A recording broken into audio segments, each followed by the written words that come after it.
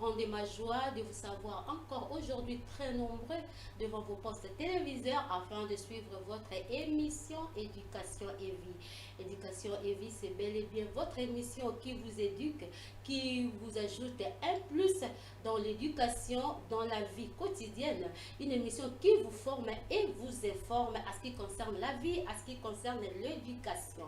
En ce qui concerne notre thème du jour, nous allons vous parler de cette affaire qui fait rage à Dubaï, dans l'affaire Porti Porta. Porti Porta, nous allons en savoir plus dans cette émission, tout au long de cette émission. Je ne suis pas seule, vous savez tous que nous avons toujours l'habitude de recevoir des invités au travers de cette émission. Et aujourd'hui, nous avons reçu pour vous Madame Hortense Omoï, qui est journaliste et à Merveille Télévision, puis présentatrice de l'émission Femmes Merveilleuses.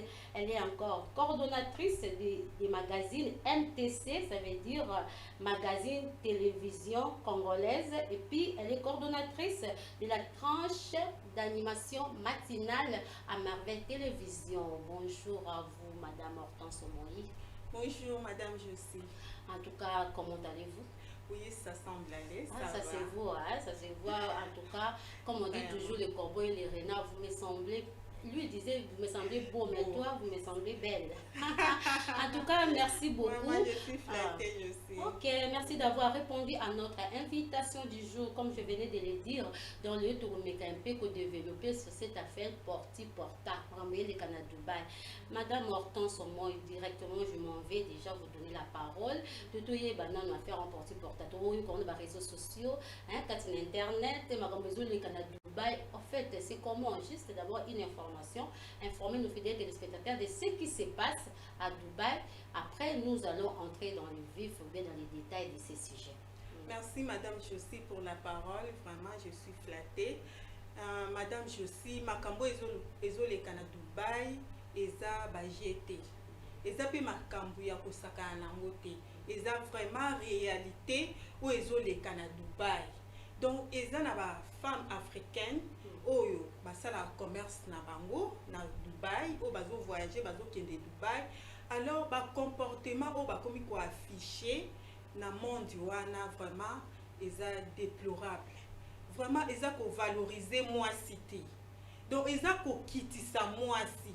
Tozo mona ba pratique o bazo sala vraiment maman Josie ezo pesa honneur na moi cité parce que lelo balobi éduquer une femme, c'est éduquer toute une nation. Vraiment quand on parle de l'éducation, on voit la femme. Hein, c'est la femme qui donne la vie. Mais aujourd'hui, tout le monde a dit, moi, c'est abandi kopé sa koufa. Ce qui n'a dit, moi, c'est abandi kopé sa koufa parce que les salaires de la mort, et les salaires du péché, pardon, c'est la mort. C'est pourquoi on a dit, moi, c'est abandi kopé sa koufa. Suite, il y a ma pratique, oyo, bazo sala nanzela ya Dubaï, ya kokende. Kokuche na ba mboa, ya kokende kosala donc buzoba ya ndenge na ndenge kolia ba salité ya moto o azali moto lokola yo donc eza réalité ya momoni ba meki kopesa yango kombo wana o tozobenga lelo Porti Porta. Porti ou bien Porti Porta. Ok. Oui, en tout cas, merci beaucoup, Madame Hortense, pour l'intervention. Mais comme nous venons de le dire là, notre thème, la Porti Porta, c'est un mythe ou réalité. Hein? Parce que là, sur Internet, on peut dire que non, c'est pas vrai. C'est un mythe, c'est une réalité. Est-ce que vous, comme vous êtes là vraiment, est-ce que vous supportez pour dire que c'est réalité? Ce sont des choses qui se font dans les Canada Dubaï. C'est comment? C'est très fort. Si on peut se faire des détails, qu'est-ce qui s'est fait? Quel genre de prostitution qui s'est fait? Ça s'est fait comment? Moi, l'idée d'en haut, fait que ma fidèle téléspectateur va comprendre.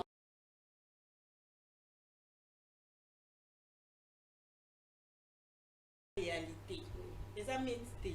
Eza vraiment réalité. Eza loko vraiment toza ko vivre. Eza réalité. Tozo mona prostitution ezo salama et pas ya basi. Moi si aza ko sangana na mbua o azali nyama. Tozo mona basi bazo kende baza ko installer bango na kati ya ba vitrine loko ba marchandise. Mobala ye aponi mwasi moko akena e croyant que tam susu azoke ko sala ba relation sexuelle na ye na mobali moko mais azoke ko pratiquer tam susu.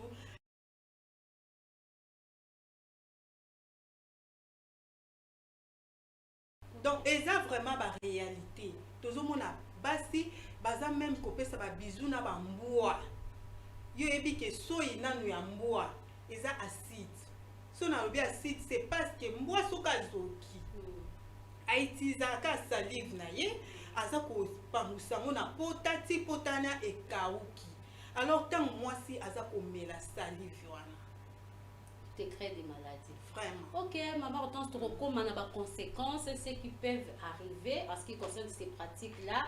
Oh, les alliés qui a comme mananiama, en tout cas, tu es bien au bandaka. Les amis, moi, bandaka là. Hein,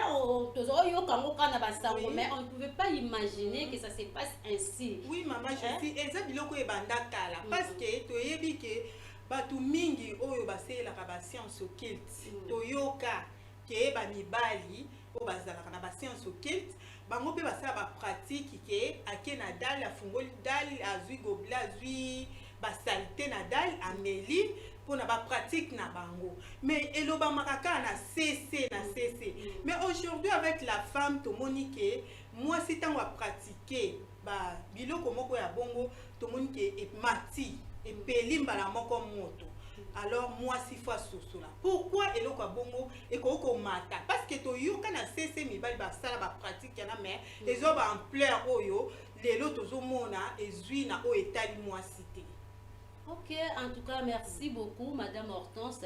Wana est-ce que tu te ba cause hein, qu'est-ce qui fait qu'aujourd'hui basi bakota ba pratique parce qu'auparavant ils avaient quitté tu vois qu'il y a monté que basi bakota ba pratique mais oyo kana ba cc kaka ndio le biki mibali parce que utiliser ba pratique wana il y a bestialité voilà un homme couche avec une chaîne donc une chatte et c'est tout ça la main mais aujourd'hui tout comment vivre en na moisi.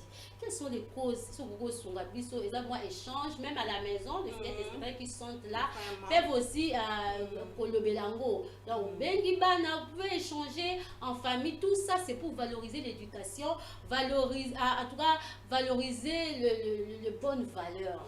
Maman Hortense, cause quelles sont les causes? C'est une belle question maman Josie ba cause exactement ébélé mais tellement émission na yo toza la temps mingi penzate on va essayer oui toko débrouiller ka koloba oyo tokoki ko exploiter na kati ya émission. Alors ba cause surtout ezali envie donc moi c'est alingi ko envier trop donc alingi bilula lula hein pour na ko utiliser terme bien donc bilula lula eleki mingi epai ya mwasi et puis tozomona manque ya éducation. Donc éducation de base exatée parce que aujourd'hui tous biso tant tous kola malgré la génération na biso koti na makamba mais ça dépend des familles biso na ba famille na biso tant to kola ki to ebike ba parents na biso bazawala ki biso nzela ya losambo et puis tozaki na éducation de base o ba pesa ki biso na kati ya banda ke lelo ata na tamboni na nzela mutu akoko kabelanga na koboya mutu ou bien membre à famille ou bien camarade ya maman camarade ya yaya ko kabelanga mbongo mais na kozwa mbongo wana na ko utiliser ngo mbala moko te na ko ya na otina ndaku mama tala na kutani na tele loko apesinga alors parents nanga kozwa mbongo wana tamso ko prier pour na ngo soka opesanga na sela na seli soka boy na utiliser ngo wana etali kaka parents mais lelo toza na monde mususu na ebite soki eza évolution ngo kaka ya monde o soki eza nini lelo mwana ko okutana na mutakabeli akozwa mbongo wana asali na obisasa o nyoso motema na elingi ake utiliser asali bo asebo azoe bate na sima mbongo wana lelo nini batani donc éducation de base exacte ou bien ko ozwa pe loko mutapesi na nzela non na avant na tina munoko fona prier parce que ba parents nanga ba prena kinga bongo mais lelo bako kabeli loko juste ba pesi ko mbala moko na munoko ozomona éducation de base exacte to mona sous influence ya milieu place mutu azali azomona kake baninga na nga batongi bandako ya betage ba tambona na ba mitu kanyo soneza ko influencer et puis manque pe ya information ozomona ignorance donc manque ya information donc même na kati ya bamédia na biso donc nde toza boye toza bajournaliste il faut totia vraiment makambo etali éducation parce que tozomona média ezali 4e pouvoir eza 4e pouvoir oyo esengeli mpe econtribue na éducation ya bato eza ka bana te même bamikolo baza besoin ya éducation eza te ke na kati ya batelevizio na biso tomonaka baclip moko bato baobina bolumbu bato bazosala babiloko moko oyo ezoreflecte éducation te. Sans oublier que nous sommes des Africains, oui. Il faut savoir sauvegarder nos valeurs, culture, nos mœurs. Oui. Il faut kobatela yango biso tokoza lokola baeuropéen te bango baza na ndenge na bango ta mosusu soki moi eza makasi okuta bango baotambola na bakiloti moko ya mikuse bazotambola na bango c'est normal moto akoseka moto aza te mais biso te biso toza baafricain donc toza na culture na biso neti biso surtout na RDC parce que na kolobela ba pays nyonso ya Afrique te parce que toza vraiment na RDC tokolobela pe kiti na biso RDC ndenge ni mwasi asengeli kolata na kati ya RDC tomona ke loko na reflectaka biso ba femme ya RDC ezali d'abord tenir on a nango ya liputa ya mwana oui la femme congolaise et puis biso tolata liputa moko te so tolati liputa moko tozalaka confondi donc femme congolaise azalaka maman oyo alataka dépend wana eza éducation na biso pe eza la culture na biso. Ok, merci beaucoup Maman Hortense, bien dit. Wana tozo kobakaka en tout cas to yupe ko luka ko renchérir. Le tozo monake mondialisation, hein, on veut tout copier, tout ce qui se passe ailleurs, tonto memango pe biso pe to mo vivre de quoi mindele. Ba on bazo vivre le lengi on a biso pe parce que ba pratique ande banda kala. To yeba ki on ka ba mindele en tout cas les Africains, tozo ko saye lango te ba pratique mususu. Mais vu la mondialisation, vu to lingi ko copier tout ce qui se passe à l'extérieur, influence wana, c'est ça qui nous pousse aujourd'hui. Il y a des pratiques mususu. Maman Hortense, est-ce que cause mususu et que cause à la pété ndenge tu koloba tozana information te ignorance ou bien aussi de lobby car makambo ya éducation de base. Ba parents aujourd'hui on dit éduquer une femme, éduquer toute une nation. Donc on le bimba asoma banani ba parents la biso le lenge ba éduquer ki biso sur de bonnes valeurs. Et tout le monde anti-valeur et prôné. Tout le monde c'est cause nango ezaka ka ba parents de ba bungisi ba bonne valeur ya ba africain ou bien c'est comment? Ok maman je suis tokoko tikelango kaka ba parents te parce que ba lobby ezana ba milieu oyo mwana zwaka éducation hein tozali na famille tozali na église tozali na école hein ce qui n'a ko ajouter sous na ajouter média parce que yango pe na internet vraiment eza ba milieu oyo muto azozwa éducation so to bito tikela nyonso ba parents et koza moi passe to kopesa bango charge parce que mwana ko passer temps na ye banda tongo ti 12 heures azana ndako ba parents ba lobi o bakoki koloba après midi mwana ke na école école ekoki ko compléter pe ozomona alongo na école les dimanche mwana azana église akutana na basali na nzambe pe baku compléter oya bango tango azongi na ndaku alobi ya pema atala pe télévision média il faut à compléter ezali kaka di na ba parenté ezali di na ba famille te na ba foyer te donc wana vraiment eza partagé. Ça. Ok, en tout cas, merci beaucoup, Madame Hortense. Tout le monde c'est vraiment envie de l'argent. Le lingue moko ya rapide et si le temps conjoncture, pauvreté, tout ça. Yango nelo na oloba, soki na bi ke éducation est partagée pour anini. Moi nananda parents ko côté ya dans la vie na biso tozo mener za boy mais akikutana na ba tumsu na société ba camarade o azo tambola na bango camarade ne asombi jeep azala kabelo ya milaiti na niveau ya hanche ozomona nyoso wana ndengo kutolo ba ke influence envie donc mutali ko envier yango ezomema basi lelo na ba pratique oyo tomoni lelo na nzela ya Dubaï parce que avant toyeba ke basi bazokende Dubaï bazoki koluka pour bameka un peu pour relever pente na kati ya ba foyer parce que yebi lelo na société na biso surtout société congolaise misala pendeza te ba papa baza esuna ba salaire ya malonga te eza eloko ko bomba te parce que eza connu baza ba salaire ya malonga te alors ekoma na kati ya ba couple na kati ya ba foyer moi ça zo débrouiller mobile pas zo débrouiller ba yeba sangisi ba yebi ndenge ba ko kotangisa bana bao bazana bandako ya balocataire ndeni bakoko futa tout ça mais lelo oyo et memeli biso ba problème tozo e baté affaire porta donc yango tozo le belango mitu réalité c'est ça c'est notre sujet du jour à travers votre émission éducation et vie sur ce yango tozo ngina on a régie King si tu es déjà prêt tu peux nous balancer les images du micro baladeur tout ce point de vue il y a les kinzela ba passant point de vue na bango à ce qui concerne cette affaire porta ensuite nous allons revenir sur ces plateaux afin de continuer notre émission du jour suivant cet élément.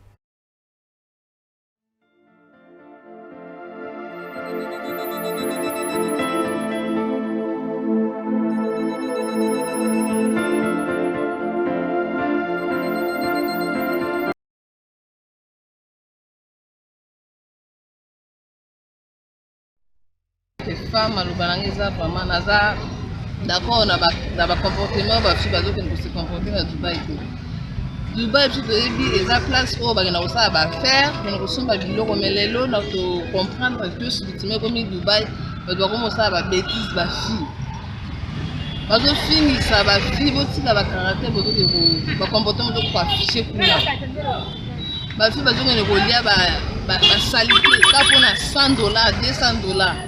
En tout cas, le caractère bon, ils ont bien tenu. Ils ont vraiment contre le caractère. On a contre yango. Batika, batika. Ils ont fait couler plus de salive dans l'encre, dans Internet. Ils ont fait aux les Canada Dubaï. Les jeunes filles, ils ont fait dans Dubaï souvent. Ils ont se faire dans l'affaire mystique. Ils ont fait la monopole, c'est-à-dire extrêmement même, ils ont lié en haut, ils ont lié moyennant une somme d'argent équivalent sur $15 000, $20 000. En tout cas, ils ont pratiquement malade. Mais moi, je conseillerais aux filles à ça la montée parce que d'après homme mystique, d'après Banganga et Belo, interroger la net, pratiquement ils ont des conséquences néfastes sur la vie à surtout parce que tout le monde a versé on a $20 000 pour ne rien avoir. Juste pour avoir que la salité. Donc, ils ont une suite morologique de mysticisme. Donc, je conseillerais aux filles de faire beaucoup attention à se jeter dans la pratique parce que ça s'avère très dangereux dans la vie. Il y a des fois, peut-être qu'ils ont réduit en âge pour un temps et puis au coup avant. Ça a des conséquences directes pour la santé. À tout cas, poto, laver makila, laver nzoto, mais sur le plan spirituel, les gens ont des conséquences évidentes. En tout cas, monde de baby, jeune fille ça dinga na iPhone, dinga tambola na audi na mutuka, lingi yake ni Dubai hata na voyage kabilo bidamba. Omona misusu omona okwanvie mutu wana oye epana bango mo possibilité za ya kuswa. Bazo pesa ye. Misusu omona sala kayo tango omona bongo aletinzi yo na ko kende sala ba bêtise wana na Dubaï.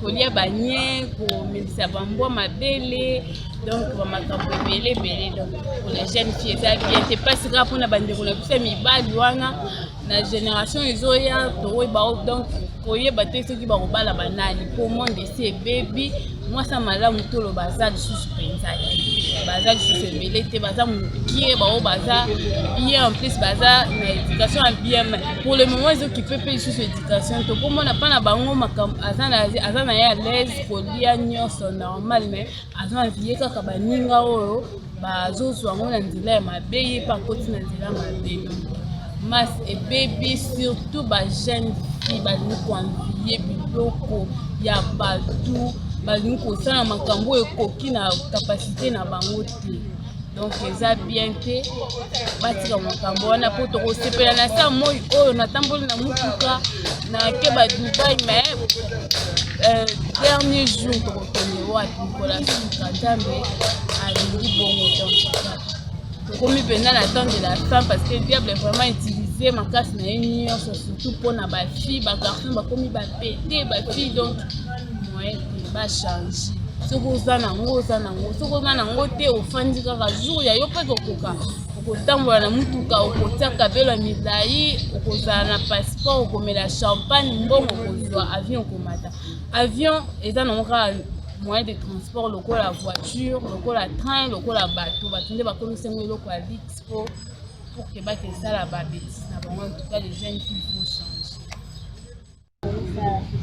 parce que oyo bazosala wana eza vraiment mabe nakoloba ndeti bazolanda intérêt mo quelqu'un mbongo mbongo esilaka yango te l'argent wate bantu bantu esila nango te mais faut que ogarde dignité na yo bando touche na mbwa c'est pas juste eza normal dignité eza mabe mpona bajeune fille naolobela bango nyonso ba baza bandeko mais tomeka mpe kovalorize libomwasi na biso eza te ke oyo baosala wana ezoapporte bango eloko te en la fin bazokufa baoperdre bazwi na bango inutilement. C'est ce que j'avais vraiment à dire. Vraiment, pour nous, au début, Dubaï était presque combien? Je vais te commencer à intérêt. Au lieu qu'il a Dubaï, si on a Dubaï, il y a un côté là, il y a comme il est sur la saleté. Saleté, là, il y a des dîner qui sont pour la Dubaï là. Mais tout le monde aussi dans le dos. Ça veut dire que poser la carte en dos de la banque. En tout cas, tu as 40 ans, les hommes, c'est vraiment bien. Attends, la même chose dans les hommes. Ok, de retour sur ce plateau de Sarti Télévision. Merci beaucoup, les King, pour ces belles images, ces interventions. En tout cas, il y a des passants, ils nous ont donné leur point de vue en ce qui concerne cette affaire Porti-Porta. Maman Hortense, on voit que, en tout cas, les femmes veulent se faire voir. Apparaître, être comme tout le monde, attendre la famille pauvre, luxe, comme tout le monde, vie facile, surtout ça, vie facile, et puis influence à Baninga, à Dubaï, tu sais pas ce que l'autre fait, il y a Dubaï, même sans argent, tout que de Dubaï. Quelle ignorance, ma chérie. Vraiment, maman, je sais, et ça passe.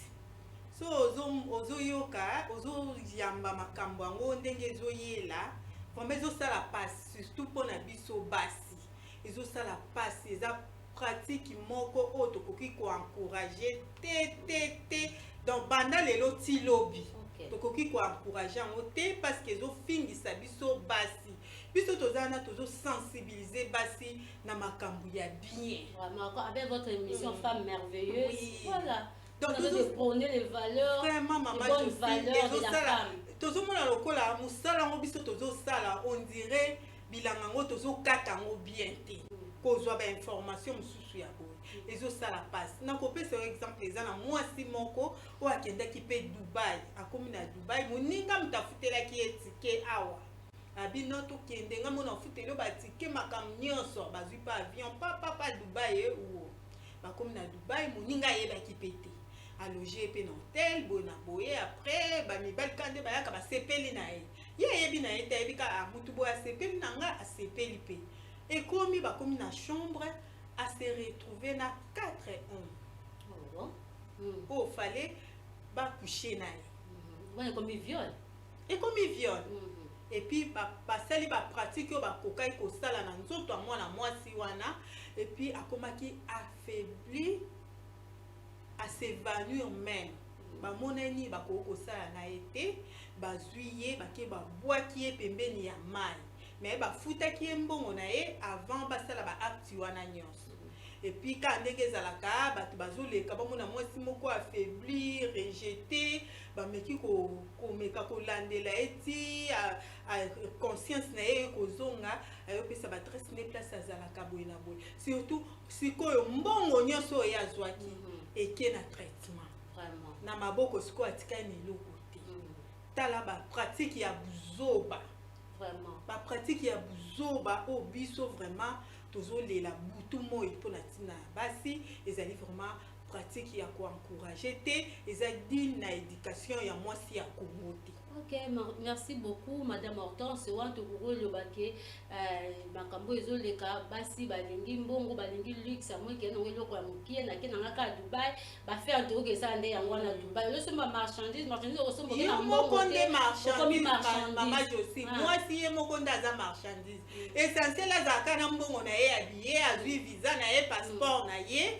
Donc ye moko nde aza marchandise ake ya miteki azwi mbongo ye nango so mona ba meuble ezotonga mais ezobotama lokwa mayebo oyo bato nyonso baloba non ce sont des politiciens nde bazotonga non e moko tokondane bapoliticien te to akizaka bango te mais ezala bapratique misusu oyo basi bazoke kosala baoke koluka mbongo bozomona mpe baimmeuble parce que ce n'est plus normal le fait de manger en tout cas défécation eza d'ailleurs bamatière moto okende kobwaka na eza badéchet donc yo ozwi ovomi ozwi lisusu biloko wana maladie omemi yango lisusu na nzoto tokomi bakoyo barimina obimisi apo ozongisi lisusu rimina kutu bien je suis vomir kutu ça va encore mais donc badéchet wana oyo moninga aliaki ekei na estomac esali ebimisi parce que soki ezalaki biloko ya bien fallait etikala na nzoto ekoma makila ekoma mai ekoma baselule nyonso oyo baprotéine mais nzoto eboyi yango ebwaki yo mutu olokoti yango ozongisi yango na kati ya nzoto. En tout cas, Madame Hortense, on a un sujet exactement un sujet qui fait réfléchir. Les autres personnes kanda. Donc, qui ont comme si on a pongi mais ce sont des réalités qui se font. Tu dis parce que conséquences, quelles peuvent être les conséquences? Dès que tu le vis que vous lié, matière il y a défécation, quelles peuvent être les conséquences sur le plan sanitaire d'abord? Maman Josie na ute koyebisa yo nanu soyi ya chien ezali nanu acide parce que le chien azo lécher ba plaie na ye alechaka ngo na soyi na ye et puis ezo kausa ba pota na ye siko babi na kati ya nzoto ya mutu to sel médecine te mais eza ba information na kati ya nzoto ya mutu eza lokola pota tangu yo ozo mela soyi wana nini oyo ezosala na kati ya nzoto no eza kokende kokausa baorgane na kati ya nzoto to ezosala nini ezaka bamaladi oyo lelo un cancer à la langue ozimbongo ebele mais qui te crée encore des maladies oyo mbongo wana okoganye te okosala à la langue na lupango oyo sombi na immeuble oyo tongi okoteka yango po ose soigner et puis bana na yo oyo lobaki na keko luka pona bana bakotikala ba malheureux na vie donc été ya biso mama Josie nazaki na eloko moko na kobosana yango te nayebi te biso basi tosengi parité journée internationale de la femme nayebi te na kati ya ba réunion tosalaka tolobaka nini oyo toza kopesa mwasi lokola information nini tosengaki yango pourquoi parce que lelo so mibali balobi batelemi mpe balobi tomoni ntina kopesa bino journée wana te mois de la femme mois de mars tomoni ntina na yango te parce que mwasi azokoka kaka kose prendre en charge te toutaki kolobela nde oyo autonomisation de la femme na bafere ya porti-porta yango mibali baotuna biso siko autonomisation na bafere oyo yango bosengaki badroit na bino mpo bosela yango na kati ya babétise donc tout le monde en tout cas maman Hortense, nous sommes pratiquement à la fin de cette émission. Donc on a essayé vraiment, on a essayé de réfléchir un tout petit quand même à voix basse à haute voix pour sensibiliser, conscientiser les jeunes filles, tout ça à ce qui concerne cette affaire Maramba Dubaï. Nous comme ça Dubaï, mais tu sais pas ce qui se fait, ce qui se passe là-bas à Dubaï. Donc juste il faut avoir l'information exacte.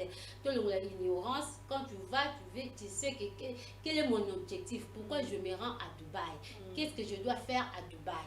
Donc voilà, juste maman Hortense conseil pratique afin de finir cette émission. Merci beaucoup. Nakozala vraiment moulaï mingité. Nazosa un appel ya basi. Balobi, éduquer une femme, éduquer toute une nation. C'est la femme qui donne la vie. Maman, sois conscience. Sois conscience ya kibo moi sinabiso. Toza être moko cher. Parce que tant on zambe akela ki biso. Alongoli na oyo ye déjà salaki. Mukua. Katina mobile. Ake na secret. Ake kosala mwasi alingaki moto azala pembeni te dubuta na valeur on nzamba pesa ki biso donc totika ko se minimiser to mitia na place na biso to se valoriser yango e kosala ke ba nation na biso ekende liboso. Ok, merci beaucoup Maman Hortense pour vos interventions, très belles interventions. En tout cas, vous contribuez ma case à ce qui concerne l'éducation, comme cette émission est là toujours pour éduquer, informer, pourquoi pas aussi former. En ce qui concerne aussi la vie, Yangoana Lelo Toyambaki, Maman Hortense Omoyi, qui est journaliste à Merveille Télévision, à sa coordonnatrice et magazine télévisé chrétien, Aza aussi coordonnatrice et tranche d'animation Merveille Matin. Merci en tout cas d'avoir répondu à notre invitation. Merci aussi à vous, fidèles téléspectateurs, de nous avoir suivis. Nous sommes là afin de sensibiliser, vulgariser, en tout cas sur le valeur, les bonnes valeurs. Aux anti-valeurs, cette émission est là pour dire non sur ça. Donc, Madame Soupi Bagazé informé, ils doivent comprendre ce qui se passe dans le monde avec l'Internet. Mais il faut savoir choisir ce qui est bon et ce qui est mauvais à rejeter. Nous sommes pratiquement à la fin de cette émission, comme je viens de le dire. Merci beaucoup à les King qui était là au cadrage et puis à la réalisation de cette émission. Merci à notre réalisateur Jessica Kanza. Merci à notre coordonnatrice Madame Francine Mananga. Merci aussi à notre coordonnateur adjoint M. Diluvio. Merci une fois de plus à notre DIPRO, directeur du programme M. Glodav. Merci beaucoup. Merci à tous les techniciens. Merci à tous les journalistes. Merci à vous, fidèles téléspectateurs. Nous sommes à la fin. Au revoir et on se revoit la fois prochaine. Donc, disons le mercredi prochain à 17h.